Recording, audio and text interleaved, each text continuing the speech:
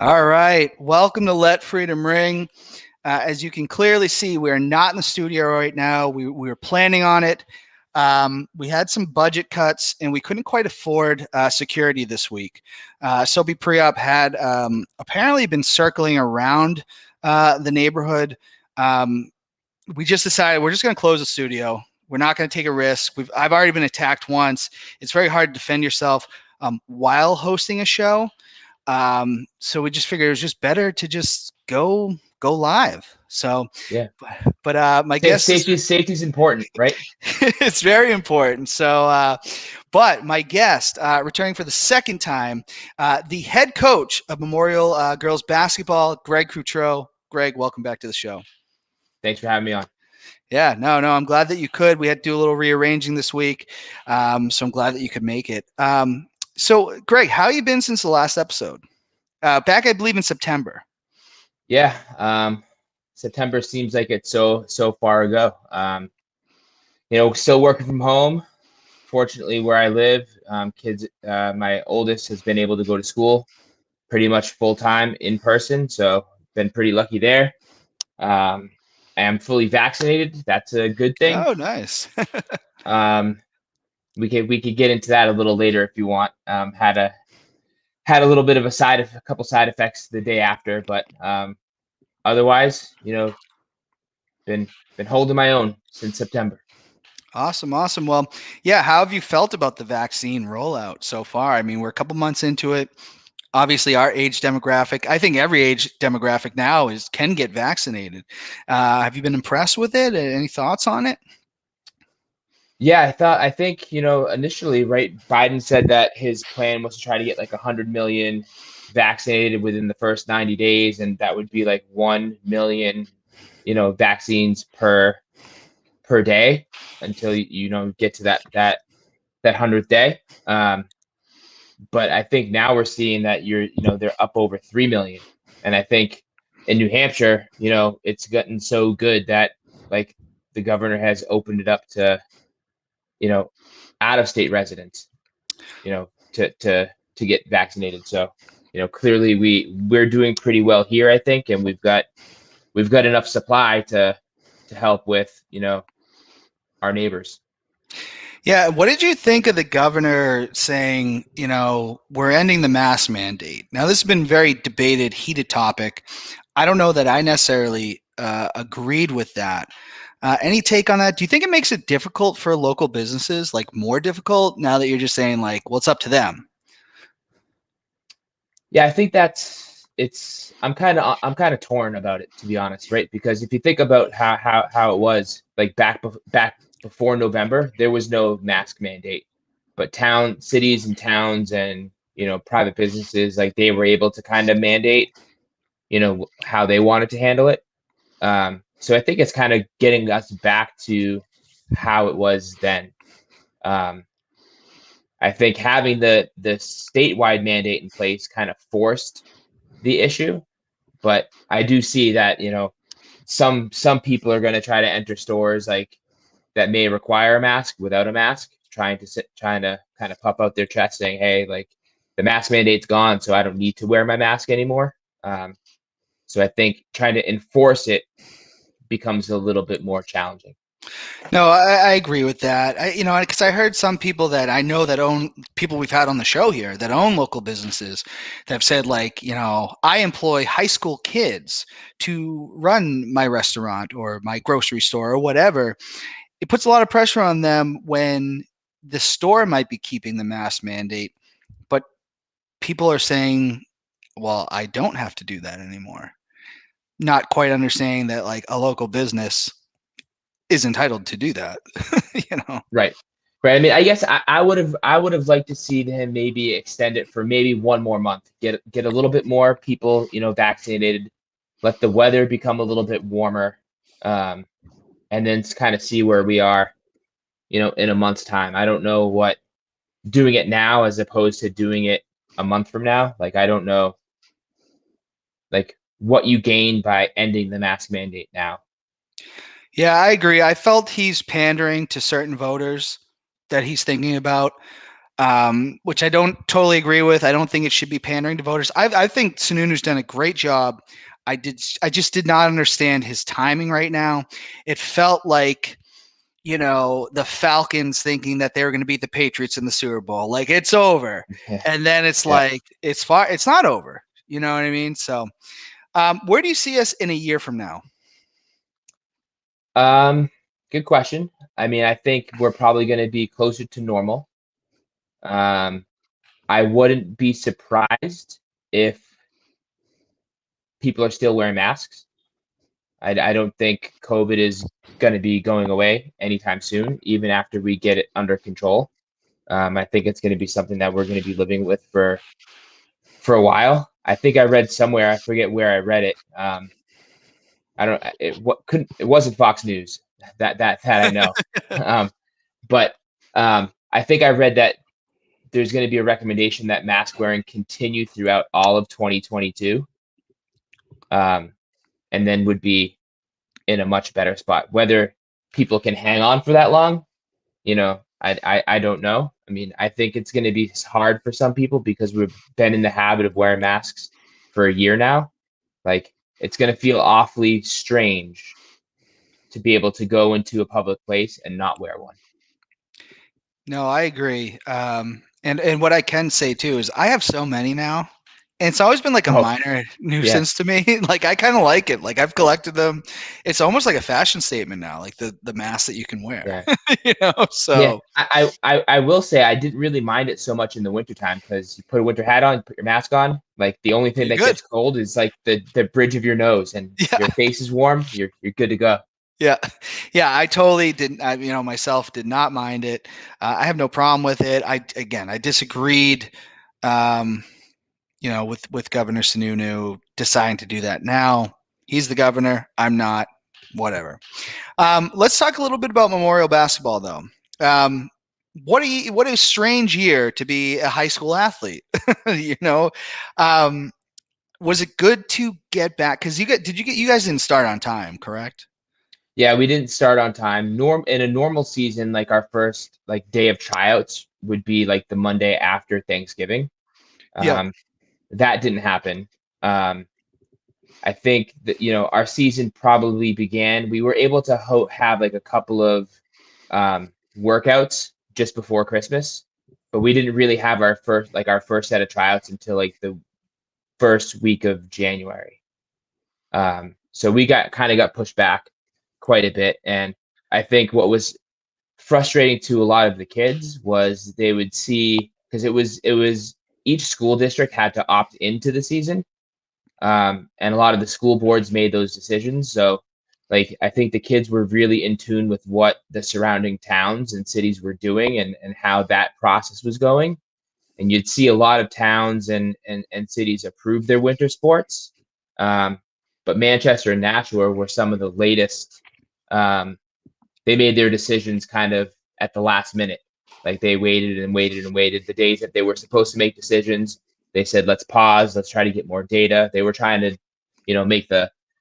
try to make the best decisions that they could with the best set of data that they had. It was a lot of kids and parents and coaches and administrators like writing letters to the school board saying how important it is for mental health. I think the big thing that I talked a lot about, in my letter to the school was, there are going to be a lot of kids who, if you say no to having a season, they're just going to go find a private league somewhere to play in. Yep. Not all kids and families can afford the cost of a private league. So, it's good for those kids who can afford it, but the kids that can't afford it, those kids really get left out in the dark. So we were able to have a season. We didn't get shut down. The rules in Manchester, our athletic director did a tremendous job. Putting really, really stringent rules in place that we all had to follow. Put a lot more administrative duties on all of the coaches, but to be able to see these kids play, definitely well worth it. Yeah, like, because and we were talking about this off air.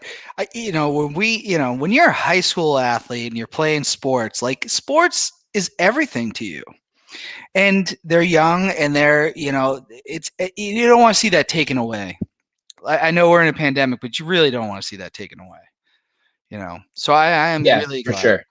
Well, for sure, and like in Manchester, a lot of the schools were remote or in a hybrid model. Yeah. Um, you know, they're not able to see or interact with many of their friends on a daily basis in person because they're not in school. So being able to give them a little something, you know, I think was good for them for sure. No, no, I'm so glad that you guys, honestly, I'm so glad that the kids got to do that. I really am. Um, what is it like though? Coaching, players wearing masks. Was this difficult? I mean, were the kids having a hard time with? I mean, it's one thing to be coaching with a mask, but to be running up and down the court. How are the kids doing with the masks? I think it was an adjustment period early on.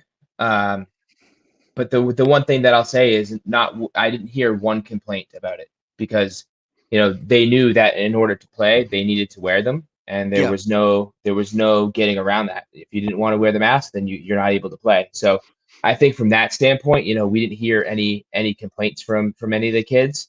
Not to say that they didn't complain. They just didn't complain to me or to the rest of our coaching staff. They probably complained to each other and you know doing that type of thing. But they didn't really complain to us. I think there were a couple of things that made our season challenging though. Um, our practice time was reduced. So normally would have like for our varsity team would have an hour and a half. Our JV and freshman team usually would combine for an hour and a half and then practice together. Each team was only able to practice for an hour and 15 minutes, so we lost about 15 minutes per day, and we weren't able to practice at all on Wednesdays Oh wow. um, because that was the day that they came in. They did a deep cleaning of the school and of the gym and of everything, so we weren't really able to practice on Wednesdays at all. So I think from a team success standpoint, um, as far as like the wins and the losses go, I think that kind of hurt our ability to be more ready for games. Um, but as far as all the Manchester teams go, everybody was in that same boat.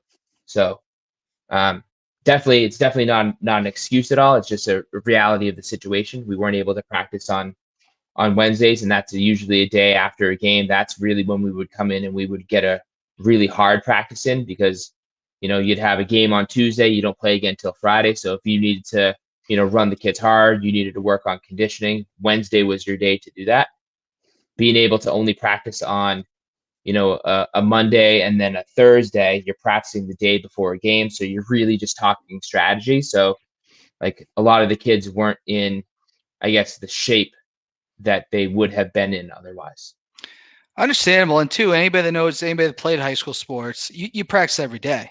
So taking away days, that's really tough. Um, how did you feel the overall season went? Um, I thought for the deck or for the hand of cards that we were dealt, I thought the kids did a phenomenal job. Um, the way that the season worked, very much like the fall, and I think the spring is working the same way, where you kind of played in regions. So 6, 7 teams in a geographical region would play each other. 2, sometimes more times during the season. So in our region, we had Bedford, Goffstown, Concord, Central, Memorial, and Trinity. So we played all of those teams twice. By far, I mean, if you ask any of the coaches in the state on the girls' side, our region was probably the most challenging and grueling. With the exception of Bedford, who we lost to in the second round of the playoffs. They went on to win the whole thing. We split with everybody. Basically, every team split with every team. You had to play them twice. It's really hard to beat a team, once, let alone twice, Oh yeah. in a season. So we ended up falling to Bedford in the second round. Our first round game was against Central, so that we ended up playing them a third time we were down by 3 with 4.2 seconds left. Somehow we get fouled shooting a 3 with a half a second remaining on the clock. Make all 3 free throws.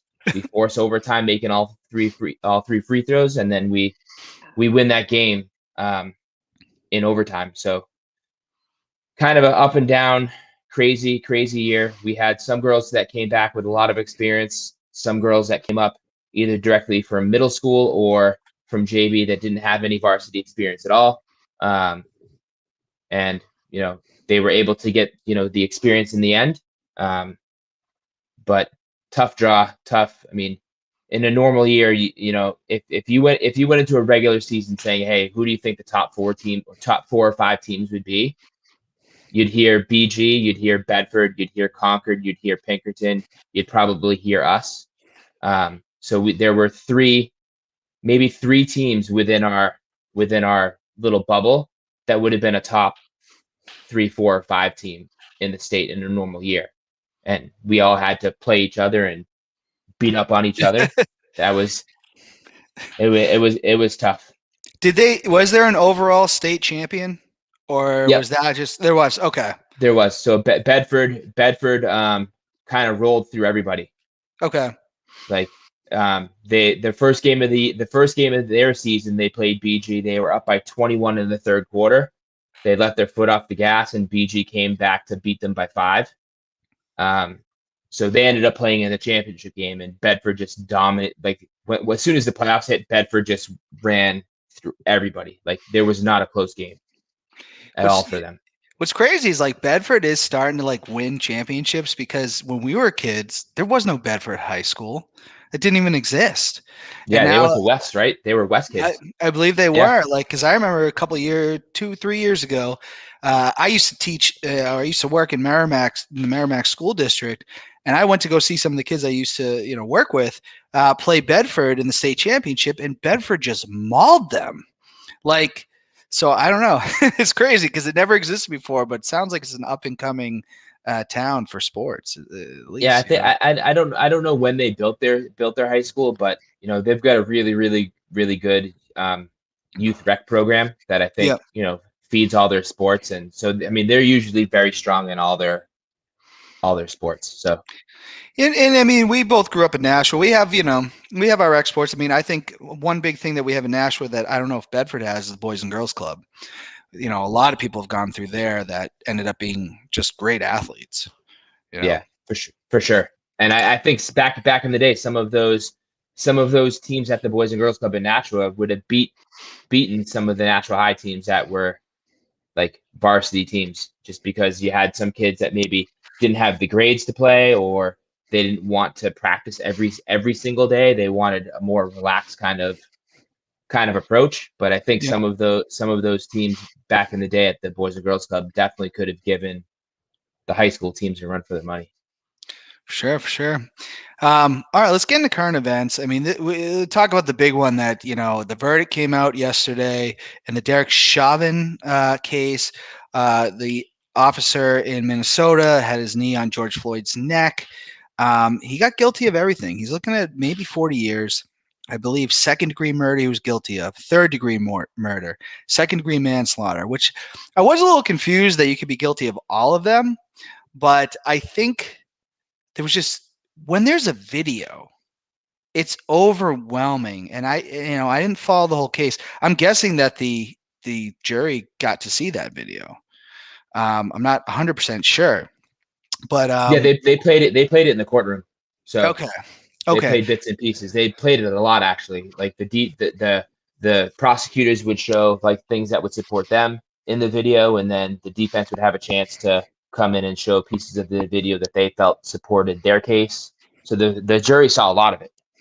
Yeah, because I mean, I thought it was clear as day, and I talk a lot about the Daniel Schaefer case in Arizona, where he was begging for his life when the officer shot him. I mean, he was. If you see that video was never allowed in court. A big thing that's happening now, not just any kind of crime, whether it doesn't matter if you're a police officer or a regular person, things are getting filmed. So did the jury get it right?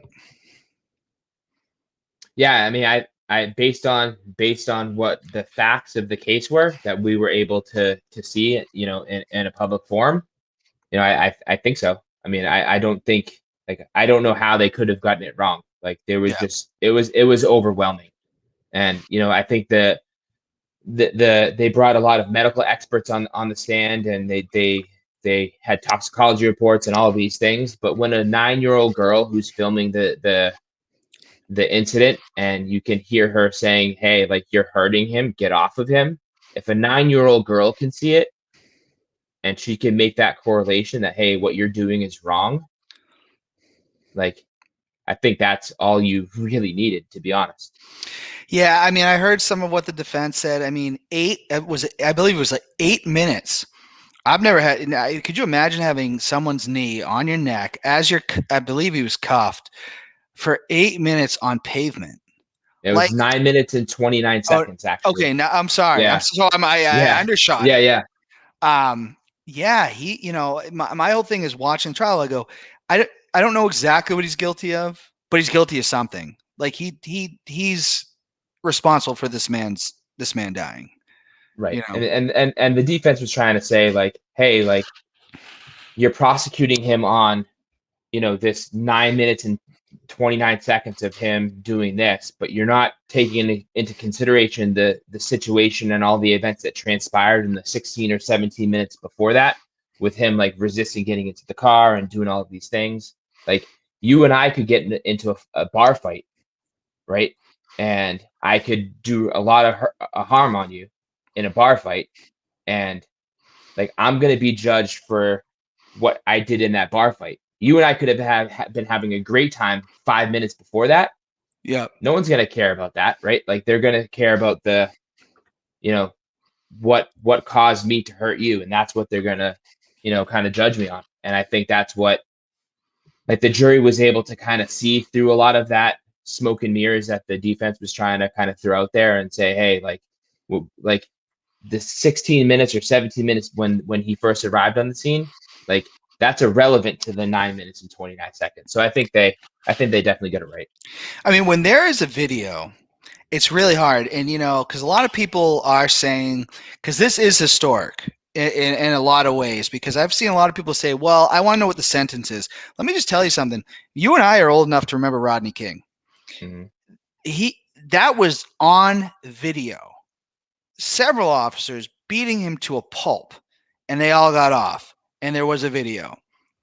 I'm hoping those days are over, and we just don't want to get, and we want to be clear here.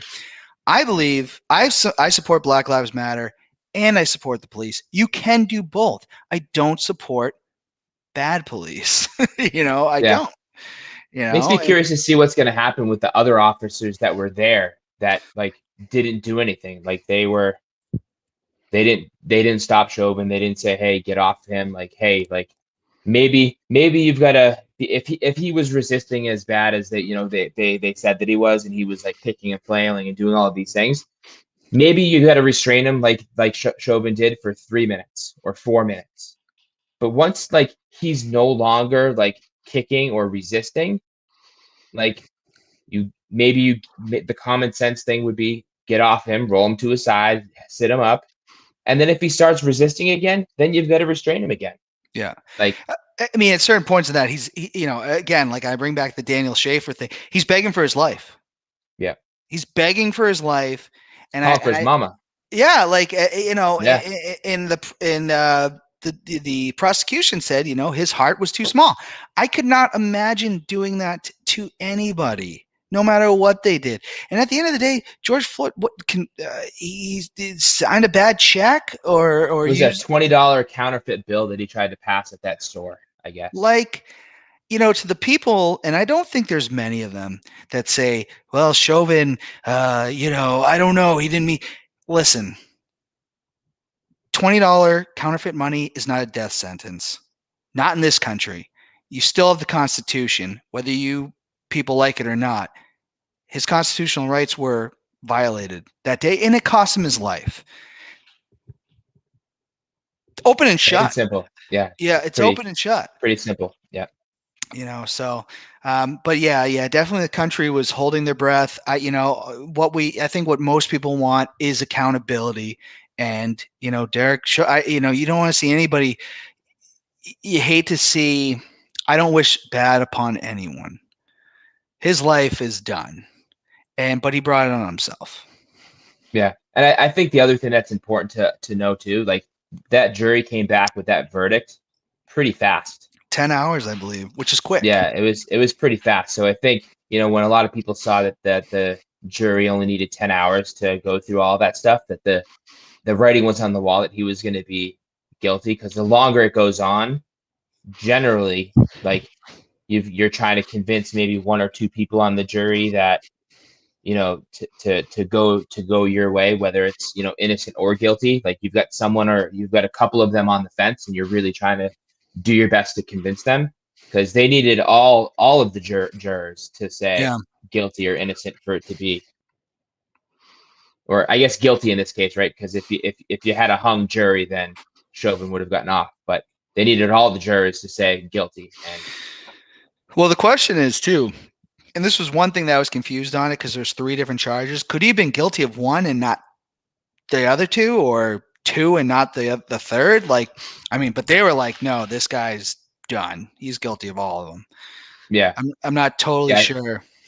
yeah. I think if the prosecution like didn't prove that like he like purposefully kind of caused his death, then maybe the murder charges get thrown out. But maybe the manslaughter charge sticks because he was negligent and he just made a Yeah. bad decision. But we don't have to really get into the weeds of that, because it came back all three as guilty. So Yeah, he was definitely guilty, and I'm glad to see the accountability. And it does not matter who you are, whether you're a police officer, regular person, doesn't matter. We all have to be accountable for our actions. So, Derek Chauvin, you're being accountable, and we'll see what happens in the sentencing. Bobby William from Facebook just says yes to that cue, Dan. I believe he's saying yes. The jury got it right. yeah, Mass shootings back on the rise. I don't know if that's like the American thing that goes on in this country. COVID's starting to die down, but mass shootings are on the rise. Is this ever going to change? Is this just, I don't know, the yeah. American, So I like, I what? I guess I'd ask you a question. Do you think mass shootings are on the rise, or do you think that they've always kind of been there, but now maybe because COVID's starting to get better, we're not talking about Trump every single day in the news, True.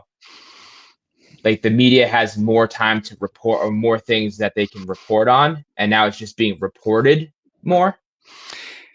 Good question. I think now that people are like not like in quarantine like they were, I think yeah, they might be on the rise. You're right. It could be reported more. We have a problem here. I mean, if you think about it, I mean, we're old enough to remember Columbine. Like that Hmm. shook the and there was stuff before that. It's That was 1999. It's only gotten worse. And Yeah, I don't know I don't think there's a simple answer to it. Obviously, mental health is a big piece of it. But we just argue about mental health, but we don't really try to solve it. We argue about guns, but we don't really try to solve it. I don't know. I really don't. It's such a hard thing, but it's like, what is going on around here? Like, yeah, yeah. I mean, it's. I think it's a. And you're not going to make everybody happy. Like I, yeah, I guess, like if you try to pass gun reform and make it harder, then you're gonna tick a lot of like the NRA people off. Um, Obviously, if you don't do anything, like you've got the other side of the fence that's saying that you need to do a whole lot more.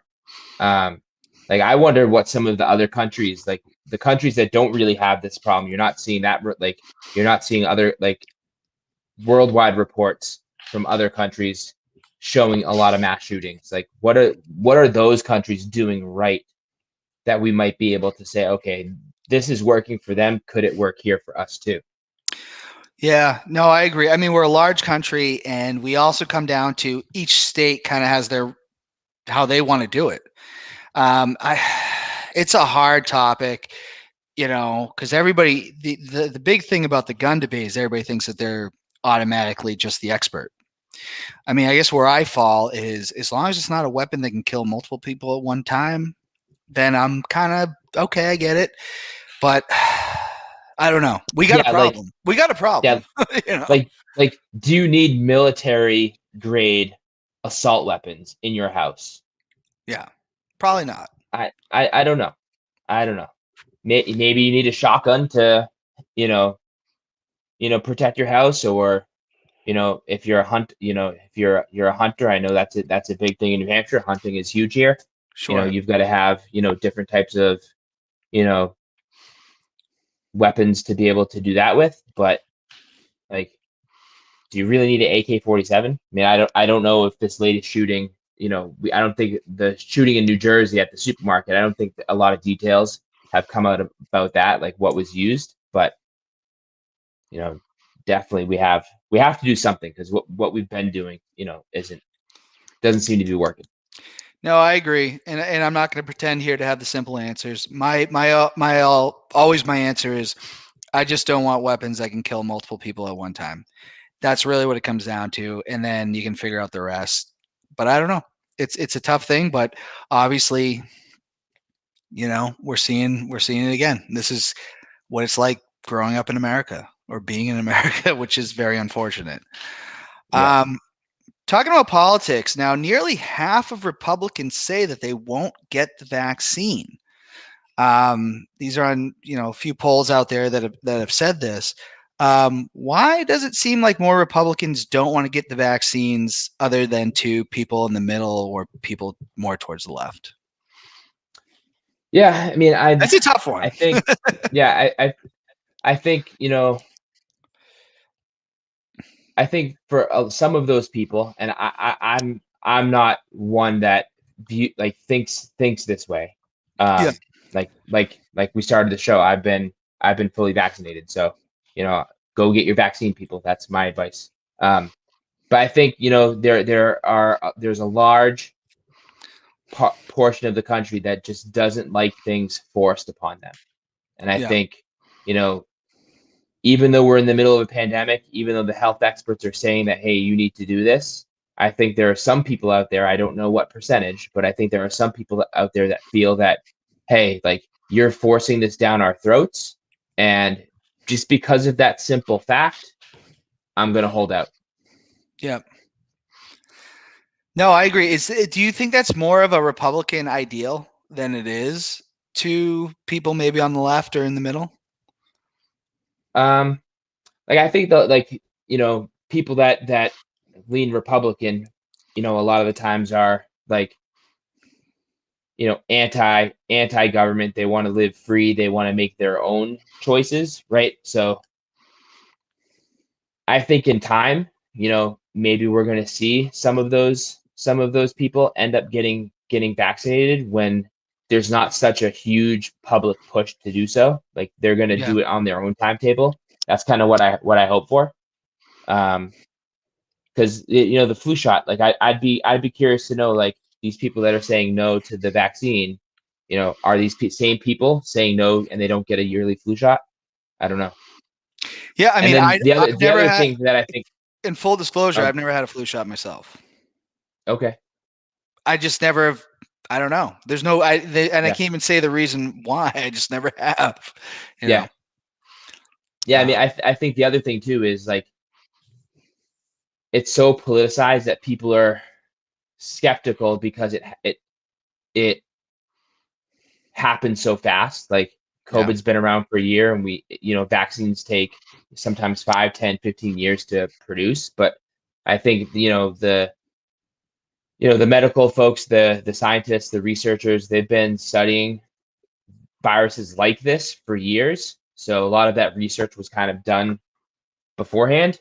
Um, I'd be curious to know, if Trump was still in office, would there still be such a strong, like, bad reaction to folks getting the vaccine?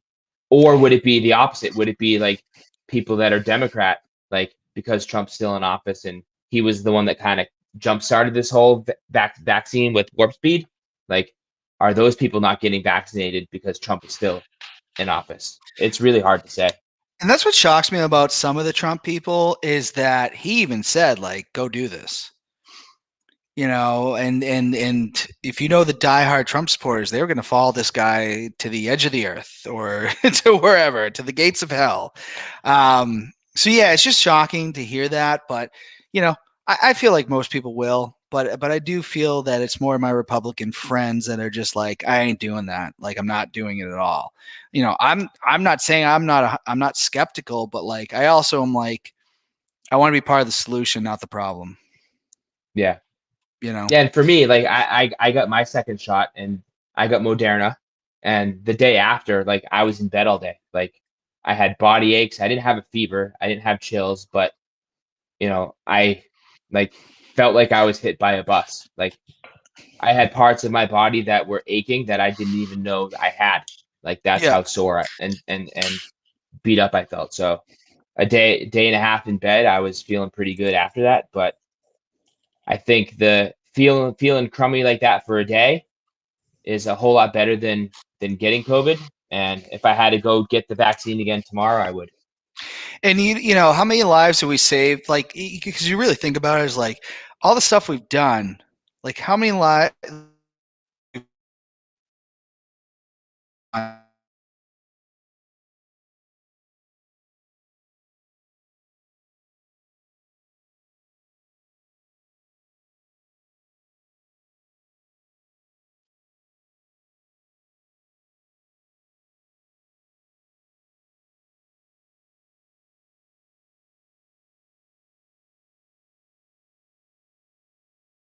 think we lost Dan.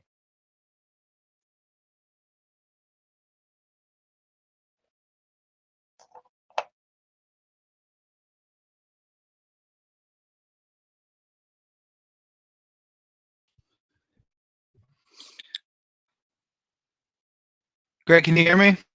Yeah, you're back.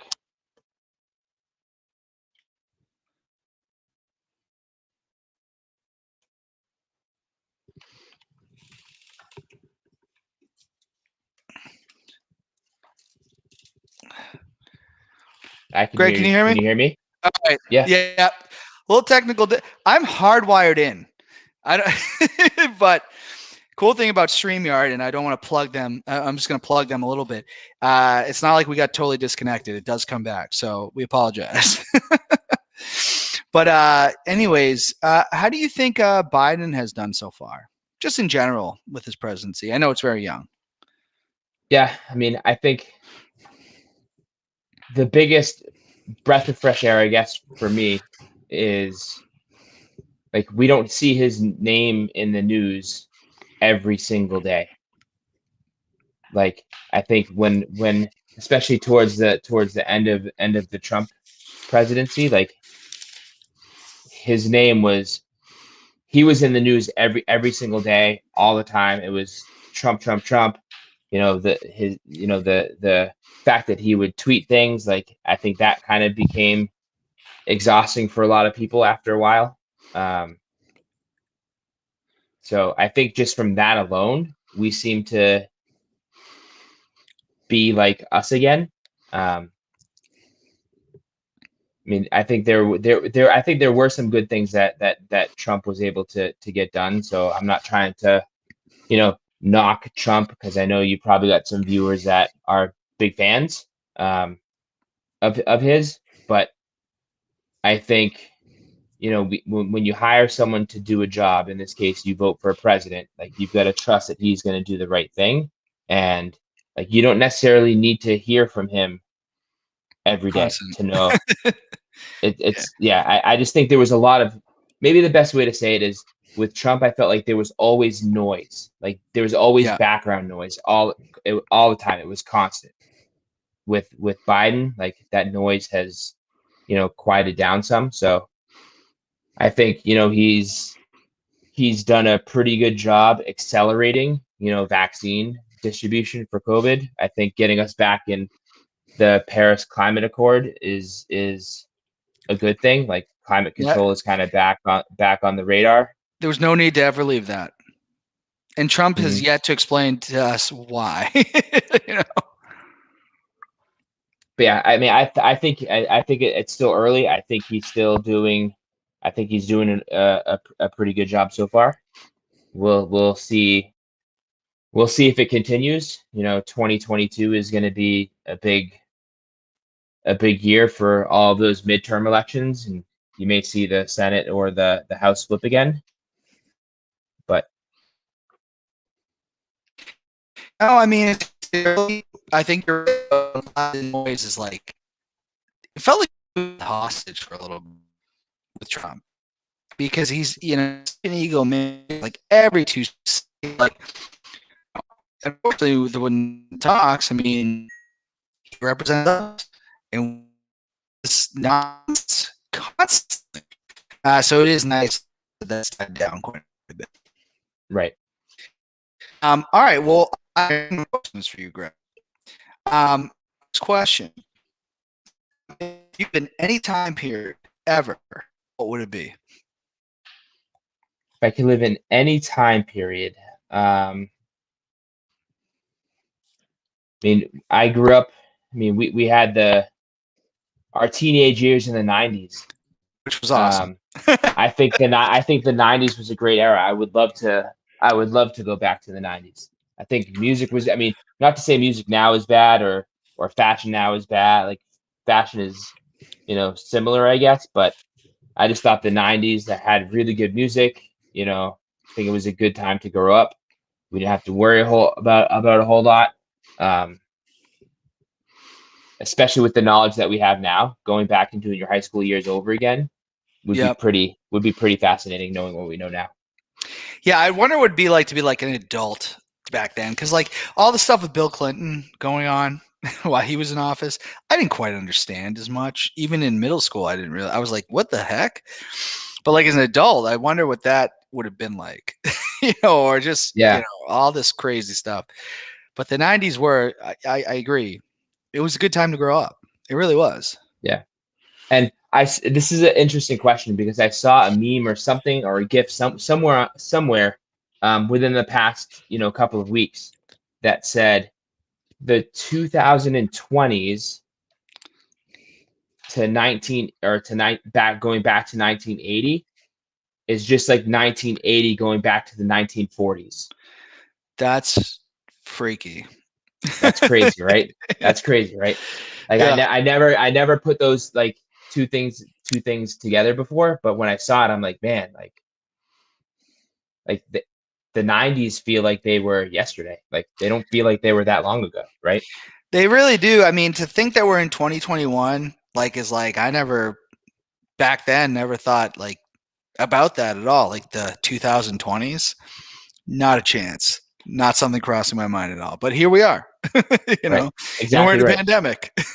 Right. So, if you could vacation anywhere after the pandemic or COVID is everything's good to go, where would you go if you go anywhere? um, I'd love to take the kids and the wife down to Disney. I've never personally as a kid, I've never been down. I've never been to Disney at all. Me neither. Um, Yep. so being able to hopefully save some money and do that in a couple of years when my youngest is a little older, I think would be a lot of fun. Nice, nice. And if you had three wishes, you can't wish for more wishes, just like in Aladdin. Only three. What would you wish for? This is tough. Um, an unlimited bank account would be pretty cool. I Okay, know I would take money that.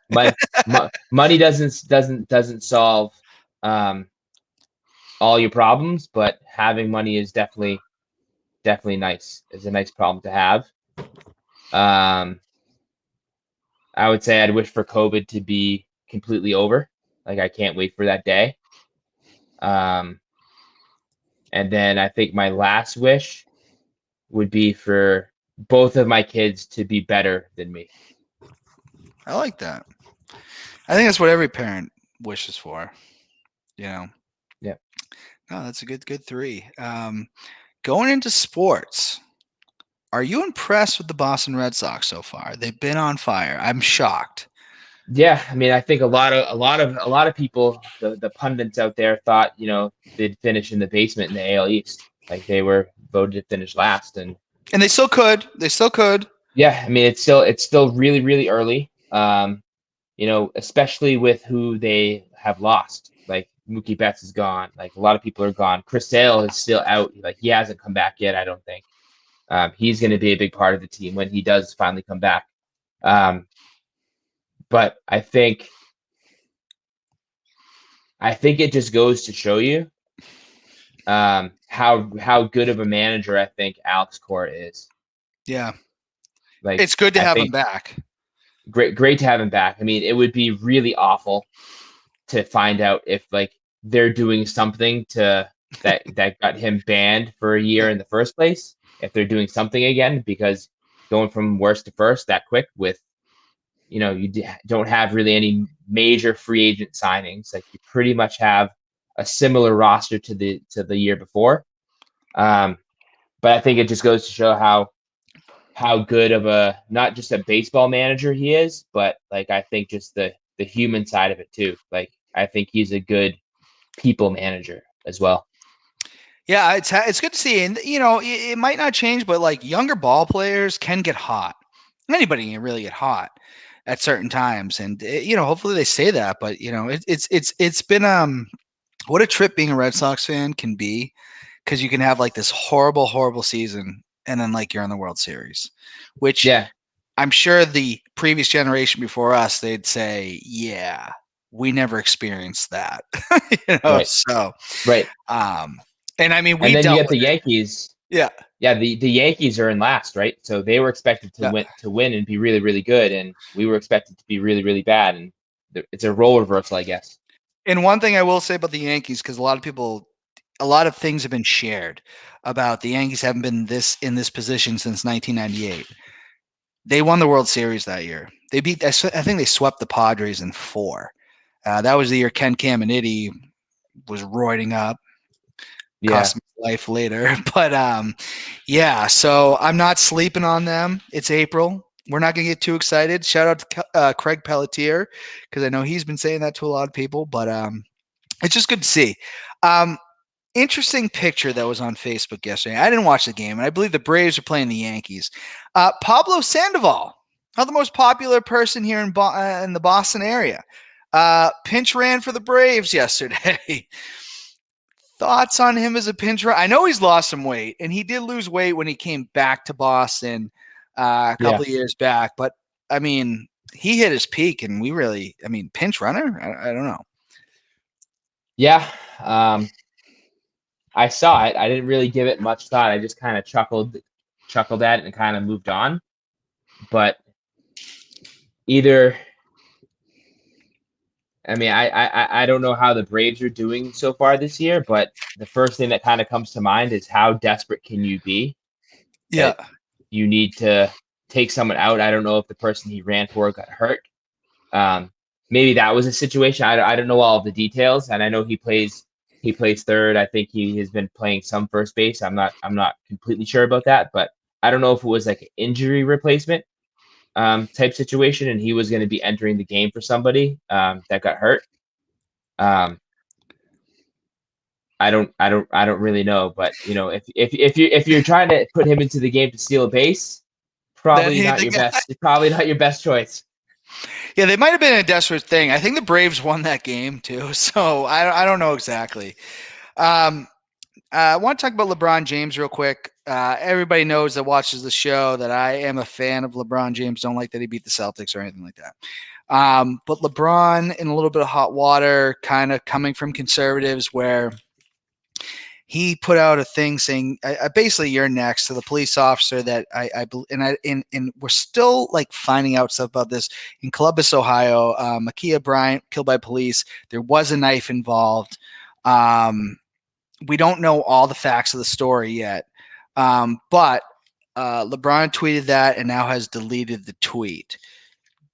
I guess my question is, in a position like LeBron, should you wait for more facts to come out before You get on Twitter or Yeah. I think I mean you can't really know what's going on in his mind. I mean, I yeah, think a lot of people are just angry. They're sick of yeah, seeing, police killing um, people, especially black people.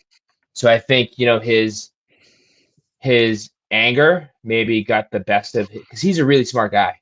Like, yeah, and he's very calculated when he does things. I think this was just I don't want to say necessarily a knee jerk reaction, but it was an instant reaction to what happened. And I don't know if he thought it through all the way. To your point, not knowing all the facts, not knowing exactly kind of what happened, the facts will, continue to come out. But I think the people that are really upset with him are the people who think that by him tweeting that with the power that he has, basically put a bullseye on this police officer's back. yeah. Like that's kind of what I've seen and what I've heard with Stephen A. Smith and other people just seeing it on Twitter, seeing it, seeing people talk about it on CNN or MSNBC or wherever. Um, I think that's why people are so upset. Yeah, and I get it. It's tough in the age of social media. It's like boom, you hear something, you can put it right out there. So yeah, I don't totally agree with it, but I get LeBron's frustration. But now we're back to, I saw Steven Crowder saying today, like, "Shut up and dribble, LeBron." And it's like, okay, so what? There's something better you could probably say, whether you disagree with him or not. That's LeBron, in my opinion, should not just shut up and dribble. I think he's been a great voice um, for people. Doesn't mean he's going to get it right every single time. We don't. We'll wait for the facts, but like he's human too. Right, You know. right. Totally agree. Um, who you got winning the NBA Finals? This is a good one. I kind of said it during the offseason, so I'm going to stand by it. I think the Phoenix Suns. Whoa. Okay. Did not expect When that. Okay. when they got Chris Paul, I thought they in the bubble last year they went 8-0. They almost made it to the playoffs last year. And then you add Chris Paul, you add Jay Crowder from the Heat, who, you know, obviously know where I stand with them. Those that's my team. He helped bring them to a finals. Adding those two players with that toughness and with that grit and with their skill to a young up and coming team that just needed a couple of veterans that have been there. Um, yeah, I think they're second in the West right now. They got the Yeah, second best record in the league. I I think like that pick. I said they were going to be good. I think I'm gonna roll with them. All right. All right. I like that answer. Anything big coming out of the NFL draft that you're thinking is going to happen with the Patriots? Anybody? I mean, obviously Trevor Lawrence, number one pick. Is that the best move? What do you think so Y- far? Yeah, I mean, honestly, I don't really follow the NFL or the draft all that much, just because like the NFL draft is like it's like a sporting event onto itself. It's 4 days. I think it's what 4 days, and it's a big thing. Like I don't have time to follow all of that for 4 days. And NBA draft, it's a night. I Yeah, could handle that. But 4 days, that's a bit much for me. Um, I would be interested to see what the Pats do to move up. I think they had Josh McDaniels and a couple of other people there to see Justin Fields for a second or third time. So I think you hit the nail on the head in regards to who will go number one. I think if it'll be interesting to see if the Pats can get their hands on a quarterback that can they maybe have play to. under Yeah. Cam for a year and then turn the reins completely over. I don't think Stidham is their guy. No, if you're not going to play a guy when you're already out of the playoffs, then you don't see anything in him at all. Right. Um, so yeah, it should be interesting. Going into pop culture, yesterday was 5-year anniversary of two people that I was a big fan of that passed away. First, I just want to remember Prince. Do you have a favorite Prince song, Prince moment, anything in general? Um, Man, I think with Prince, any song that you hear on the radio, like I think he was just like a classic. And any like I don't think he had a bad song.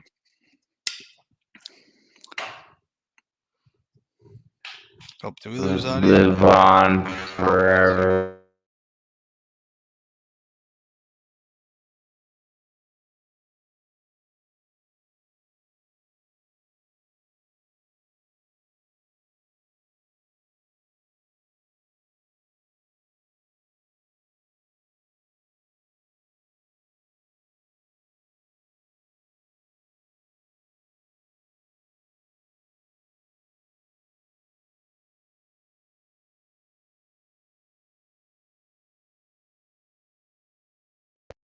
Back.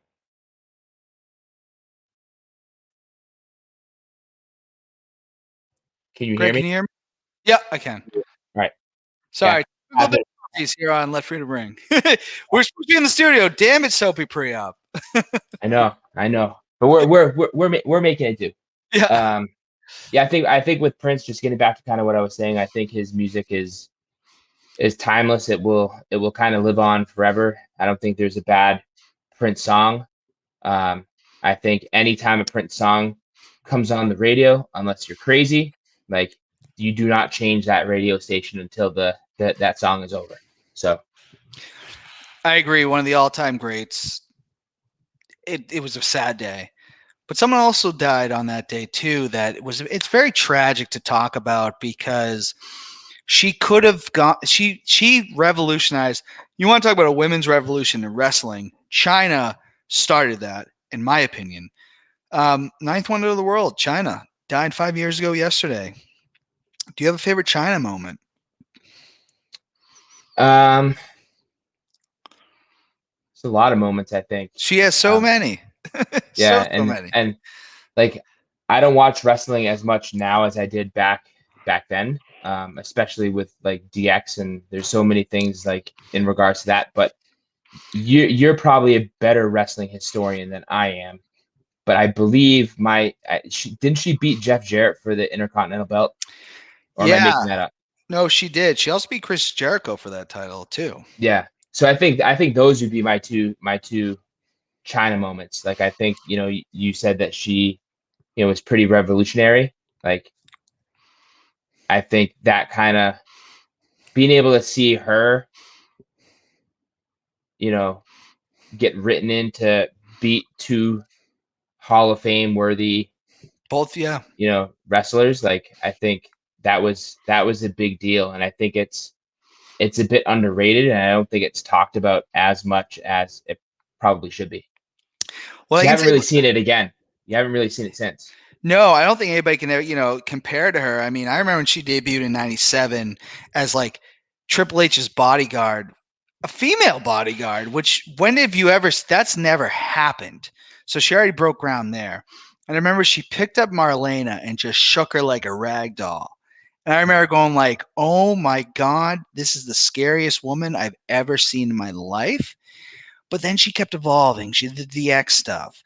But then she came into her own, and then she joined the corporation. And then, next thing you know, she's the only female to ever hold the Intercontinental title. Vince, she needs her spot in the Hall of Fame by herself. I don't care if she did pornography. She passed away 5 years ago. She needs to be in the Hall of Fame. Like, there's no doubt about it. China should be not just with DX, but by herself. And Yeah, she gave Chris Jericho a pedigree off the top rope at Survivor Series '99. Like, she was a trailblazer, ninth wonder of the world. There's no, I can only say good things about China. What happened later in her life? Yes, she had some demons, but she left her mark on wrestling that will never be forgotten. And when you do talk about that Jeff Jarrett match, that was the last match Jeff Jarrett had in WWF before going to WCW, and tried to hit Vince up for a little bit extra money because he was putting a woman over. But at the same time, China was just as good as the men. She was, yeah, yeah, you know. yeah. I can't disagree. I think you know it's just not talked about enough Yeah. with her. Like it's a forgotten thing. Needs her own Hall of Fame. I don't care what she did. R.I.P. China. You were one of the best to ever wrestle, and we love you. LeVar Burton, former host. And now, if you're our age, you probably watched Reading Rainbow. For sure. If you take a look, it's in a book. It's a Reading Rainbow. People wanted it. They wanted it bad. Now we know Joe Buck's gonna host Jeopardy. It's kind of gross, but LeVar Burton gonna host Jeopardy at some point. Are you excited about that? Yeah, I mean, I think what I like about it is, first I think he's going to do a really good job. But I like that Jeopardy is listening to the people. Because Yes. I think I read somewhere that like 246,000, that number may be off, but there was a huge petition that was kind of put together to get him to put his name in front of the Jeopardy folks and say, hey, this is from a fan standpoint, this is who we want. And I think, it's good that Jeopardy is looking at, what the fans want, and they're listening to them, and they're going to give him a shot, just like they're giving other people a shot. I mean, he can't be worse than Joe Buck. Like, no we one know can be that to worse be than sure. Joe Buck. Yeah. How Joe Buck got on there, I don't know. I mean,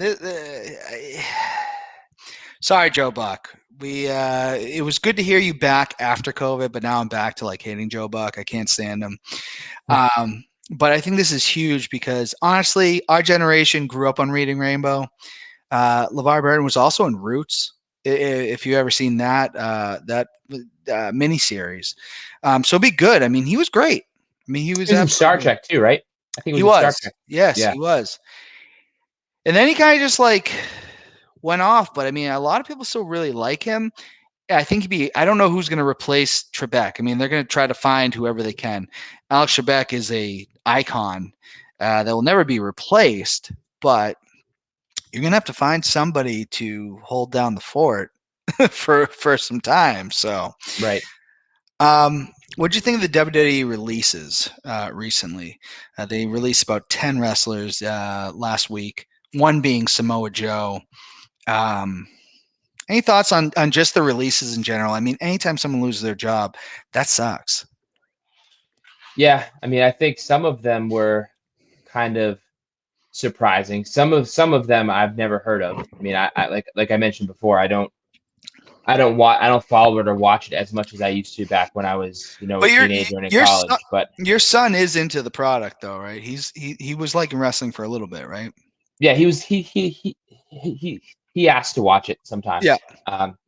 So I try to follow it for him. Sometimes he'll ask questions about what happened on Monday Night Raw, on a Tuesday, and I'll kind of give him the Cliff Notes version because it's a little past his bedtime. Yeah, Um, understandable. but yeah, I mean, I think with Samoa Joe getting released, I think that one was kind of a head scratcher because I saw somewhere like he's had like a bunch of injuries and a couple of concussions, and like I read somewhere that they were trying to bring him back slowly. They had a plan for him, and both like storyline wise when he came back, but also medically, like this is how we're going to get you back to get into the ring. And he was very happy with how that was going, and then to find out that he was let go was kind of a shocker, knowing that they put a lot of sweat equity into trying to get him healthy and get him back in the ring. I think the day after WrestleMania, there's always usually people that end up getting released. They kind of try to Yeah. trim some of the fat, but I think it's a big loss, and it'll be interesting to see. Does he go back to Impact? Does he go to AEW? Does Ring of Honor bring him back? Like the good thing now about, I guess, wrestling as a whole is there's so many different options for people that are in that line of work to find other work. No, I mean, to me, he's a Hall of Famer in any promotion he's a WWE Hall of Famer to me. He's a Impact Hall of Famer to me. He really he's the biggest name hitting the free market. Whatever he does, will be great. I was very disappointed though because I had waited so many years for Samoa Joe to get signed by WWE, and for him to get hurt, go on commentary. But he was great on He commentary. was great on commentary. Probably, Yeah. I mean, he's better. I'm going to give Pat McAfee the benefit of the doubt, but Joe was better than him. He was better than most of the people on there. So Mhm. it's disappointing. Yeah, there's not much you can say there, but I hate to see anybody lose their job, which is always the toughest thing. But WWE is like a rolling machine. So, I mean, they just signed their biggest class of the Performance Center they've ever signed. So you got to make room somewhere. Yeah, it'll be interesting because he had the Samoa Joe name coming into WWE from Yeah. Impact and Ring of Honor, so he's had that name. It'll be interesting to see if WWE says, "Hey, we own that name now," or if he's going to be able to keep it. I hope he's able to keep it. Yeah, I'm really curious about that because the Dudley Boys back in the day came to WWE from ECW. WWE got the name. They had to go by Team 3D for the next 10 years. I'm not Right. sure. I think I have a feeling Samoa Joe owns that name. I think times are a little bit different, but it'd be interesting if he has to go by something else for sure. Right. And I just want to address one thing. I am Mike Bollier might be watching this. I don't know, but I am the Pick'em League champion this year. He's refusing to relinquish the title. So this is actually the old title. So hopefully Mike comes around, but there's a lot of debate over COVID on who's the real champion. But currently, right now, I am the Pick'em League champ. This is a beautiful belt, and I'm holding on to it. But Greg, There's only one way to solve that. You got to get on Let Freedom Ring, and you've got to have a thumb wrestling competition. oh, we're gonna have to have a heated debate. We're gonna discuss this on Let Freedom Ring at some point. But I will keep that belt as long as I like possible it. because I won that. Who are your top 5 wrestlers of all time? Ooh, uh, this is a tough one, and you're going to leave so many really good ones off the list. So maybe I'll count down from 5 to 1, and then I'll tell you the 3 or 4 that I had that are off the list in the top 5 that very easily could be on it. Okay, fair enough. How's that? I like that. So number 5 for me is Undertaker. I think longevity, being able to change his persona, change his character up, and keep it fresh for so long. I think I have him at 5. Stone Cold, I have him at 4. I just think he changed, like, the Attitude Era, like he single-handedly changed a lot. The Monday Night Wars, I think, aren't won without him. I agree. So I have him at 4. Number 3 may shock you, may not shock you, but I put Bret Hart in number 3. Oh, I like that pick. I like that pick. He's my favorite of all time. I just think, just from like a technical wrestling standpoint, like, it doesn't really get much better. I think he was able to kind of hang on, talking about gimmicks and being able to keep your gimmick. He was able to keep his gimmick after he left WWE to go to WCW. Like, that went with him. He was able to keep it. Number 2, I have HBK. This number 2 and number 1, I flip flop on this because HBK is my number 1. I will say that. Yeah. I have HBK at number 2, and then I put Flair as 1. I don't know. 1. I respect that. I could go HBK as number 1 or Flair as number 2. It's really, to me, 1A, 1B. I don't think you can go wrong in either case. Some notable names that I left off the list, obviously. I think Hogan has to be somewhere around the top 5 if he's not in the top 5. I put The Rock on there, kind of with Stone Cold. I think with The Rock, though, that what keeps him out for me, I loved his style. I loved everything about him. Like, when Bret Hart kind of retired, The Rock became my guy. I just don't think The Rock was in the business long enough to say your top 5. I think that's what hurt. I think that's what hurts him. I think Triple H needs to be somewhere in that conversation. Agreed. Um, Nashville Zone. Nashville's own Yeah. have to have him in there, and then Jericho. I think Jericho has reinvented himself, kind of like Taker, so many different times, and in so many different promotions. Um, that I think he's going to be mentioned in the conversation, but I have him slightly outside. See, because I always say HBK is my favorite, but if like you just went outside the scope of just entertainment, just wrestling being, it's Hogan. But he's such like I love Hulk Hogan. We say this a lot on the show, but Terry Bollea is a scumbag, and it's hard to like decipher the differences. You know, I will always be a little Hulkamaniac, but Terry Bollea, you suck. you know. So, top 5 actors or actresses, just actors in general. Yeah, so this one I have a list of about 8. I'll do the same thing. I'll go 5 to 1, and then I'll let you know who I have kind of outside the list. I put Al Pacino as 5. Okay. Um, I'm a big Scarface fan. I think he,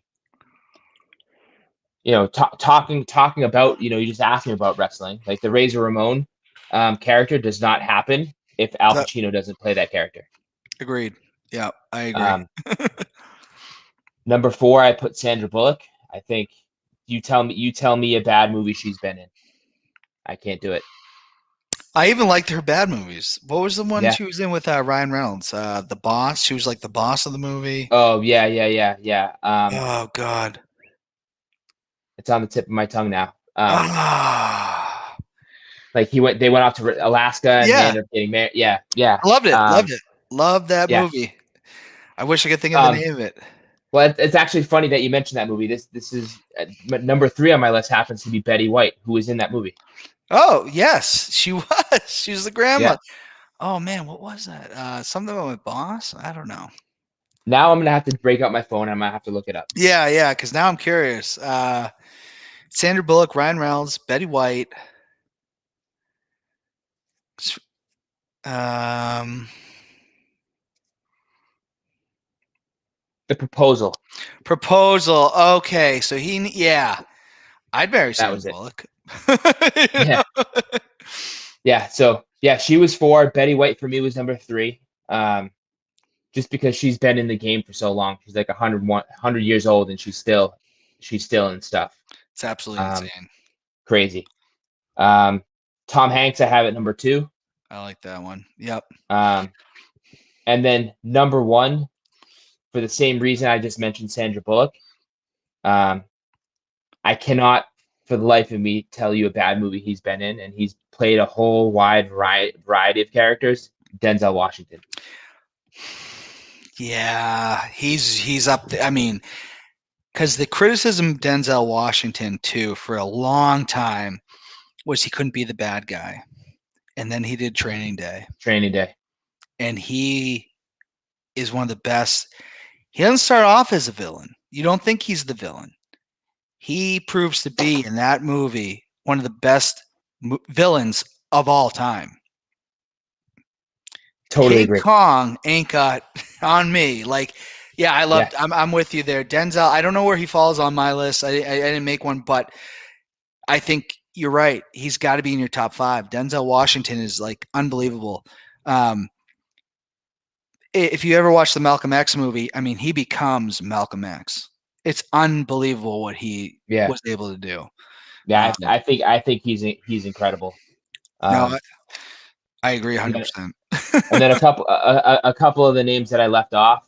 I had Robert De Niro on there. I had Meryl Streep as one of the um, ones that could I think easily be in the top 5, and then same thing for Dustin Hoffman. Yeah, no, that's So, a solid list. I like that Betty White got thrown in there because I don't feel like she gets like she is great. Like her comedy is unbelievable. oh, Like, for sure. you know what I mean? Like she's the only living Golden Girl. And Yeah, I'm just gonna say that. Great show. Unbelievable yeah. show. So And honestly, if my wife ends up watching this after, I just earned some major points with her. So anytime I could do that, that's all but I'm she was not the reason why I put her there, but she's an indirect benefit, I guess, of why she's on there. Smart move. Smart move. All right, let's get into my favorite segment, Greg. I know you've been on the hot seat for this before, so you know exactly what to expect. It's blank versus blank. I'm going to give you two things, two people. You got to pick one, and you got to tell why. China or Trish Stratus? Oh man. I would go with Trish Stratus, I think. Okay. All right. I would go with Trish, and I think she was kind of a trailblazer in her own kind of way. And I don't think didn't have the struggles that China had to deal with No. um, Yeah. after she got out of the business. And I wonder if some of China's struggles that she had was just due to the crew that she was hanging around with. Yeah. I mean, Trish was always just like she dated the same guy. They're married now. Like she just, when her time was up, she just left the business, went on with her life, but she also helped mold what the women's division is now because her and like Lita kind of showed that like women can wrestle. China did that first, I believe, but then Lita and like Trish continued it. Right. LeBron James or Steph Curry? LeBron. Yeah, I agree. Not close. I mean, if you're talking about on the basketball court, I forget how many times LeBron went to the finals in a row. I think it was 9 finals appearances in a row. He's been in the finals for half of his basketball career, and I think the stuff that he does off the court is going to be his legacy even after he's done playing. Yeah, no, I agree with you. He's done more than anybody. And listen, LeBron James is human because I know a lot of people are just ripping on him over this other thing. The guy's a human being. He's going to make mistakes. Let's find out what else is coming out. But you're right. He does more for the community than any other NBA player that I know of. Right. Manny Ramirez or a guy that needs to have a statue outside of Fenway, David Ortiz. Oh man. And both were just in there like I know David won one without him, but Manny had the sweetest swing in Boston. Who you got? I can't believe you did this to me, Dan. This is why blank versus blank is the hardest segment. If you put a gun to my head and said you had to take one, I would take Manny Ramirez, I think. Okay. All right. I think I like the honesty. He was a lovable idiot. Like sometimes you get upset with him when he wouldn't run out a fly ball or he wouldn't run out a ground ball to third base. But then he had so many moments where, in between innings, he'd be hanging out behind the scoreboard at Fenway, using the bathroom or doing whatever he was doing. Manny being there. Manny was Manny like being unbelievable. Manny being Manny. But yeah, I kind of wish they would have been able to keep Manny and Ortiz together. Like to me, Manny should have retired in a Red Sox uniform. He shouldn't have played in another uniform. Same thing with Pedro. You put Pedro in that same category. They should never have been allowed to leave. Yeah, I wish whatever it takes to keep them.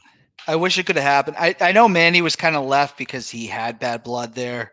The fight with Euclid in the dugout. Pedro was Pedro. He thought he was worth more money, and he was right at that point. He was. But I think the reason that David Ortiz is my favorite athlete of all time, and yes, you're hearing this on record, putting over Tom Brady because I love Tom Brady. David Ortiz freaking loved Boston. He loved Boston. I was there when he said, "This is our city." David Ortiz to me is the end all athlete of this area, in my opinion. And for that moment alone, for just that moment alone, I almost picked Ortiz over Manny. But he's big. He became bigger than the game. Like he just, and a lot of people are like, "Well, why did he get stabbed or shot? What happened? He got shot, I believe." But shot, yeah. And a lot of people are like, well, he might have been doing this and that. I go, I don't care. David Ortiz meant so much to this city. You're never. I'm loyal to him for the rest of my life. Yeah, So, for sure. Larry Bird are my favorite basketball player of all time because a lot of people think it's Scottie Pippen, but it's not. It's Paul Pierce. Who you got? Um,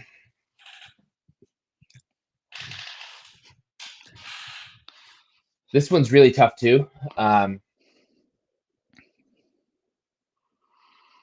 It is I hard would, I would. because we saw more Pierce in our life than we saw of Larry Bird because we were still little kids at that point. So I would say Paul Pierce, and here's why. I think Larry Bird enters the NBA. I think the Celtics were terrible when he first joined them. Yeah. Made them an instant winner right away. All he knew was winning. Pierce had to learn how to win. Like he had, he brought them back from what was it, a 26-point deficit against New Jersey Nets at the That time. was insane. That Insane. was great. That was My boy crazy. Antoine Walker. Yeah, I was a big Antoine guy too. Loved him. I I still have like his jersey.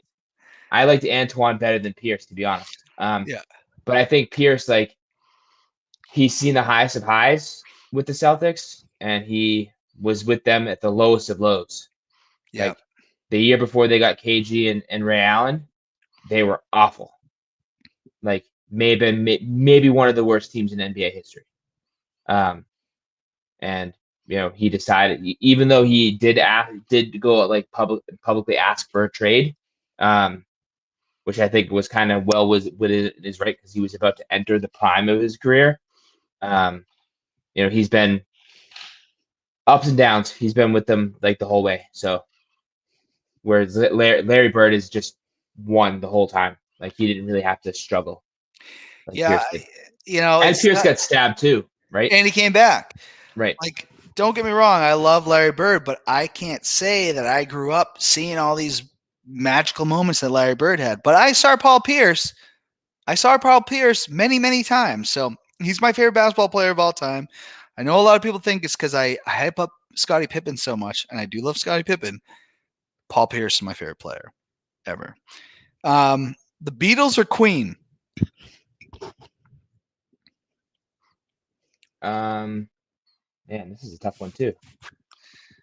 This is why blank versus blank is not the easiest topic. I think obviously Beatles, had more hits and had, maybe a much larger following worldwide.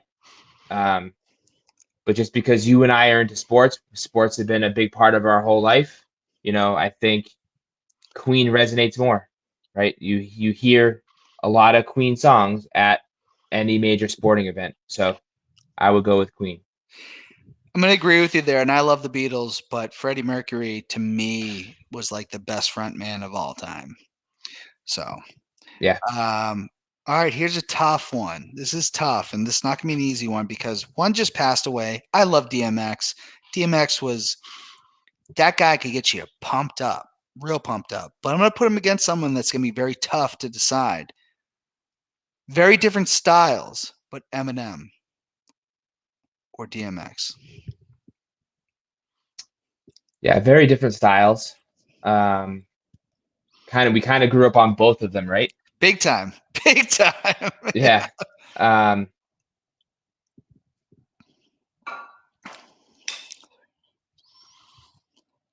I would say DMX. I would go with Okay. DMX. Yeah. I think his music related to a lot of people. Yep.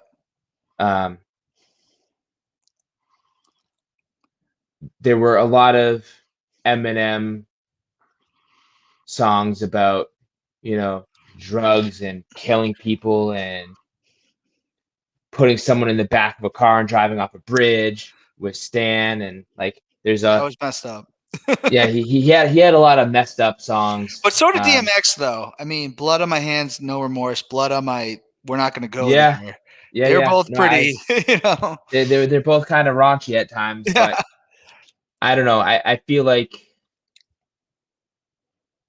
I don't know. I feel like DMX talked to a lot of people, specifically like our core circle of friends that we had. Like we were always DMX ride or die. No, I'm with you. I mean, I'm gonna pick M myself, but it's hard. That's like the hardest thing ever. Like DMX and them, we love them both. Like that's like Right. an impossible thing to have. Impossible choice.